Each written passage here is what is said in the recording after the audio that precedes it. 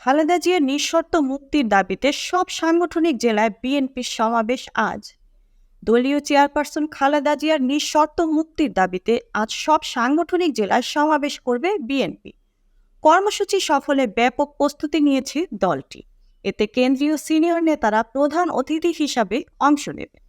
তবে ঢাকা, নারায়ণগঞ্জ, গাজীপুর, ময়মনসিংহ উত্তর ও দক্ষিণ, বরিশাল উত্তর ও দক্ষিণ, কুমিল্লা উত্তর ও দক্ষিণ, রংপুর, ফরিদপুর ও রাজশাহী জেলা সাংগঠনিক বাদে এই কর্মসূচি পালন করা হবে। এসব জেলার কর্মসূচি ইতোমধ্যে মহানগরের সঙ্গে পালন করা হয়েছে। একই দাবিতে শনিবার ঢাকার নয়াপল্টনে ও সোমবার বাকি সব সাংগঠনিক মহানগরে সমাবেশ করে বিএনপি। এই ছিল এখনকার প্রতিবেদন। নিত্য নতুন সংবাদ পেতে চ্যানেলটি সাবস্ক্রাইব করুন এবং আমাদের ফেসবুক পেজ ফলো দিয়ে রাখুন। মুক্তা পারভেজ, ডেস্ক রিপোর্ট, বিই নিউজ, ঢাকা।